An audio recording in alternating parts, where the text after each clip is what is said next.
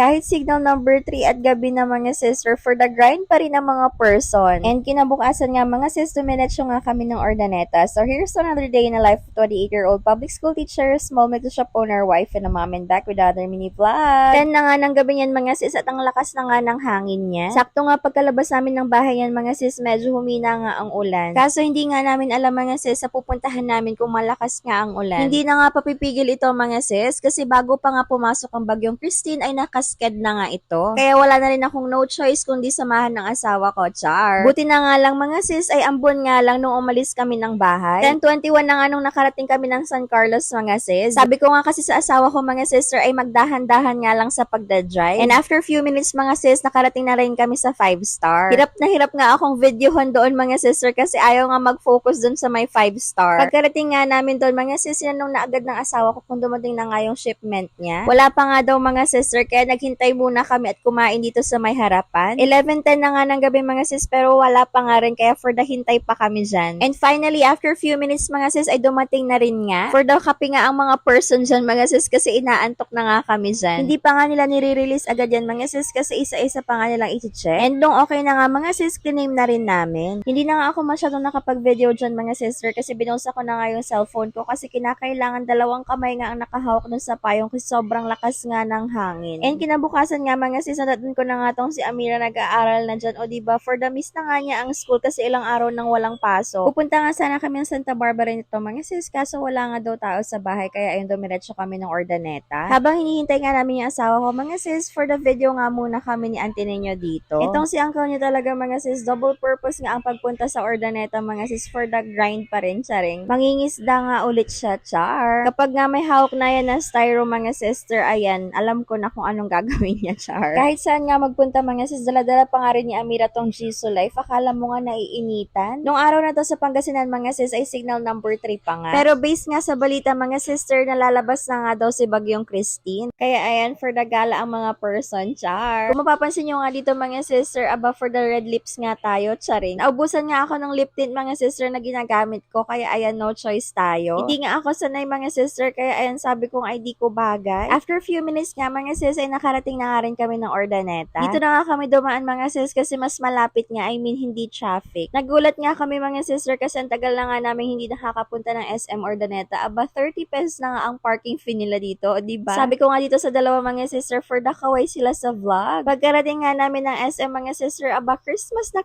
na nga ang vibes nila dito. Umakyat na nga kami mga sis kasi nasa Quantum nga raw sila. Pagkarating nga namin mga sis, aba for the tago pa nga si Amira dyan, akala mo hindi nila nakita, o diba? Aba nagtago-taguan pa nga ang mga person sa Quantum mga sis. Si Tita Aika at si Tita Tonet nga mga sister, kunwari din hindi nila nakita si Amira dyan. Para hindi nga sayang tong effort ng Bebe Shark namin na manggulat, char. Ito kasing asawa ko mga sister for the video ko nga raw. Pero habang nag-video nga ako dyan mga sister, hindi ko nga alam kung saan sila pupunta kaya ako ang nahihilo, charing. Wala nga masyadong tao dito sa SM mga sister. Kasi nga signal number 3 sa Pangasinan yan. Hindi nga kagaya ng mga normal days mga sis na sobrang dami nga at mag-aagawan ka sa mga lalaroin dyan. Ito ang unang pinaglaruan namin ni Amira mga sis ay sira nga kasi nga hindi nag-automatic yung score niya. Kaya ayan, hindi tuloy kami nakapag-level 2 ni Auntie Ninyo, char. At yung isang isip bata mga sister, naglalaro nga sa may kabila. Dahil naubusan nga kami ng tokens mga sister, aba pwede pala ang Gcash dito. So itatap mo nga lang yung Gcash at saka yung amount kung ilan nga. And after nun, mag-generate ka nga lang ng QR code dyan mga sis at i-scan mo nga lang dyan sa gilid. And ayun na, lalabas na nga yung mga tokens mga sis. Kulang nga daw yung ride si Auntie Ninyo kaya ayan, sasakay pa nga daw siya. Aba, for the pa-cute ang mga person, char. Nung naubos nga ang tokens mga sis ay umalis na rin kami. Itong asawa ko nga mga sis ay magsi-CR nga daw. Humabol nga si Amira mga sis at ako naiwan na nga ako sa first floor. Kaso ayun, for the iyak nga si Auntie Ninyo kaya sumunod na nga ako mga sister. Akala mo nga ay hindi na nga magkikita for the OA ang person, char. Tumigil na nga siya dyan mga sis nung paakyat na nga ako. Bumili nga lang muna kami ng ice cream mga sis habang hinihintay nga yung ka-meet up ng asawa ko. Thank you so much for watching. Don't forget to share this video. Ayun lang, bye!